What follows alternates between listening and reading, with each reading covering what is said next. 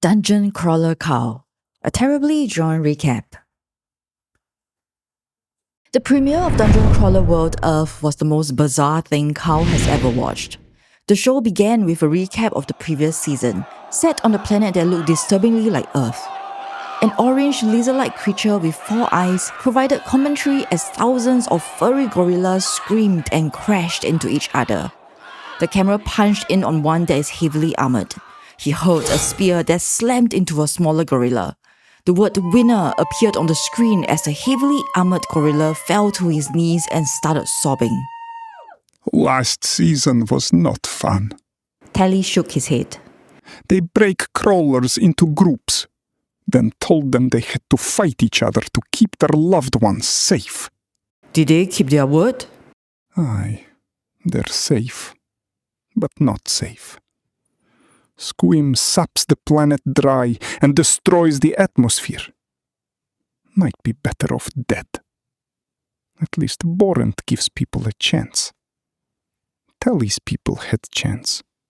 Were you a crawler? No. Borent offered to take Tally's people in exchange for not mining Tally's world. So Tally agreed. This was very long ago. Shush! They're introducing us now. Earth came into view as alien text scrolled across the screen. Right on cue, the lizard commentator popped back in and launched into an enthusiastic presentation about human anatomy. Next came a montage of abandoned buildings, garbage dumps, and scenes from Godzilla and other disaster films. The screen flashed to a rapid succession of people shooting up drugs, a group of kids beating up another kid, a dead horse, and for some reason, the boy from Charlie bit my finger. Wow, I didn't realize Earth sucks so badly. Disgusting. No, that's not how it is. Was. Carl corrected himself. They're trying to make themselves look like the good guys, like they're saving us from ourselves. The lizard reappeared, this time with a cross-section of the first 3 levels of the dungeon. After an animated explanation, the feed cuts to the crawlers. It showed people dying over and over to monsters. Floating stingrays that shoot missiles. Spine-covered roofs tearing through bodies. The commentator gestured excitedly the entire time. Then the screen dissolved into a mugshot. Lucia Ma. She looked like she's around 13 years old. An angry, determined expression filled her face. Beside her were 2 Rottweilers, Cece and Gustavo III. One wore a chainmail sweater and the other barked lightning. Then the feed abruptly cuts. Carl and Donut stared at the leaderboard for several minutes. That's it? After our epic battle with the Hoarder, we received no screen time? This is unacceptable! Good job so far, everyone! We had 15 borrow bosses taken out and over 1,500 neighborhood bosses eliminated. A pair of crawlers even came across a city boss, but that ended as you might expect. Losses are right on the projected track. You'll be receiving these announcements after each episode. A few quick patch notes. We fixed the bathroom bug, so if you open a door and someone else enters, they will no longer explode. Sorry about that. Unlimited toilet paper bug has also been squashed, so you only have 1 roll per floor. Don't waste it. You can no longer kill mobs by putting them into your inventory, and momentum will no longer be preserved when transferring items. It's now safe to extract items you've kept while moving at high speed. Remember, this inventory system is a privilege and it is not meant to be used as a weapon.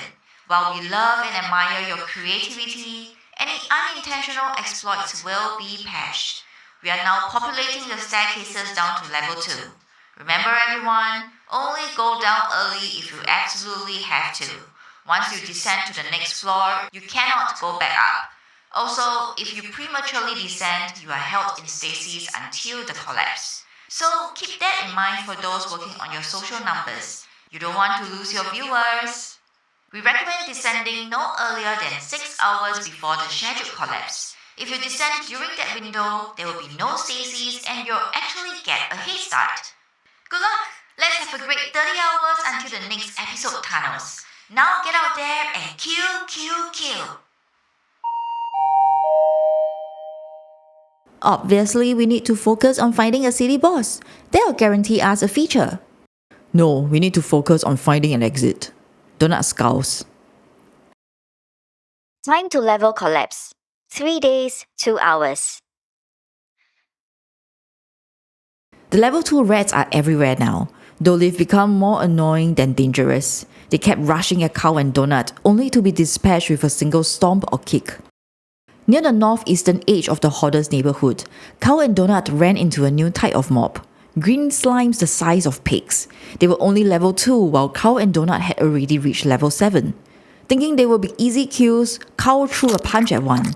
His right arm sank deep into the gelatinous mass and the searing pain immediately shot up. Oh fuck! Cow yanked his arm out and inspected the burns as they slowly began to heal. He glanced up.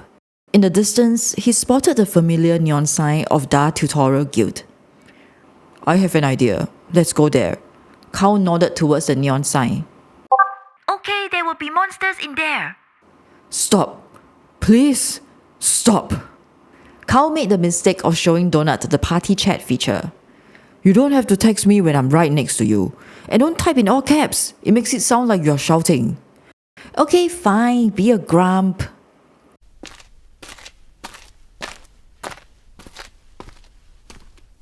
Cow and Donut rounded a corner and found themselves face to face with 3 level 2 goblins.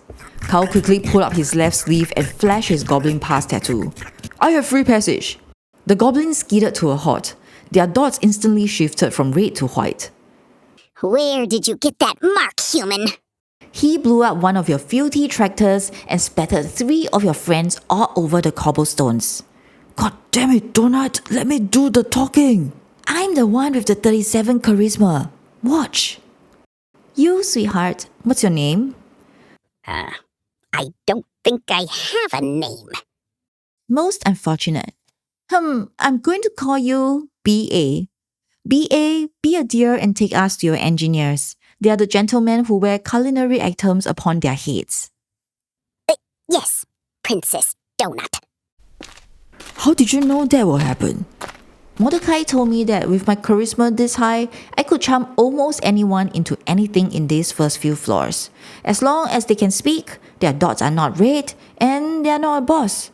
How else do you think I've been getting Tally to give me 5 plates of salmon? Cow and Donut walked into a large workshop. Straight away, Cow noticed a wooden door at the end of the room. It is guarded by 2 goblins he had never seen before. A glance at his minimap confirmed his suspicions. That's another boss's lair.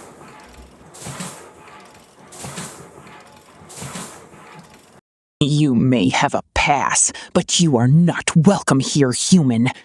Goblin Shaman Car, level 7. In case you're wondering, Shaman Car is just a fancy way of saying female shaman. Goblin Shaman Cars are the leader class of the Goblin clans, second only to the War Chieftain or more rarely, the Goblin Warlord. They are humorless and specialize in anguish magic, dark magic designed to focus and enhance damage from other attacks. In order to graduate Shaman Car University, it is rumored that the goblins have to pick 2 of the following 3 actions. Fuck, cook, and or eat their own parents. Most don't pick cook. I want to buy a vehicle from you guys. Preferably something that can go down staircases. You stupid, ugly excuse for a monkey. Do you really think you can just... Oh, honey, is this some kind of performance art? The goblin's outrage disappeared the moment she met Donut's eyes. What? To everyone's surprise, the shaman car tossed aside her pineapple stick and sat down. What did you say? Do you wear all this metal because they made you eat your parents? Tell me, is it a daddy thing? The goblin didn't say anything for a few minutes, then suddenly burst into tears. Yes, it's true. Donut walked forward and sat in her lap.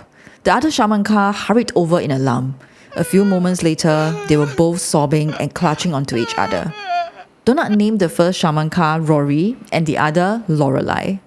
So, Rory, how about that vehicle my friend asked for? We cannot part with a murder dozer, but I'll have him make a chopper for you with a sidecar. We can't do it for free, though. You gotta trade something. Carl pulled out a sack of gunpowder, but Rory pointed to the line of barrels next to the steam engine. We got fun powder. More than you have. Carl dug through his inventory and his eyes caught something. How about this? He asked as he pulled up 2 baggies of pharmaceuticals. Rory snatched them immediately. This is all you have? 2 hits? Lorelai grabbed one of the bags from Rory and sniffed. This is dungeon made. Where did you get this? Is there more? I'll tell you that in exchange for the chopper, plus fuel, and some of those grenade things. Lorelai and Rory looked at each other uncertainly. Do it. Deal. Lorelai got up and started screaming orders at the engineers. Do you want to come with us? Donna asked Rory, her voice surprisingly gentle. Rory sighed. I cannot. We cannot go down the stairs. The moment we climb down, we die.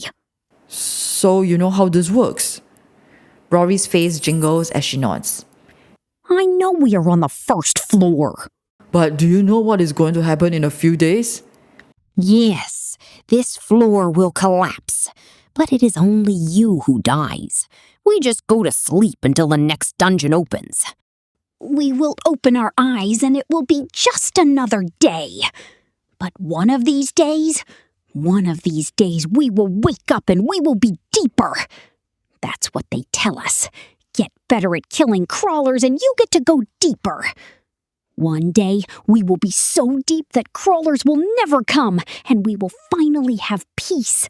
We will have a place to live and have our little ones run around and never have to worry about killing for survival again.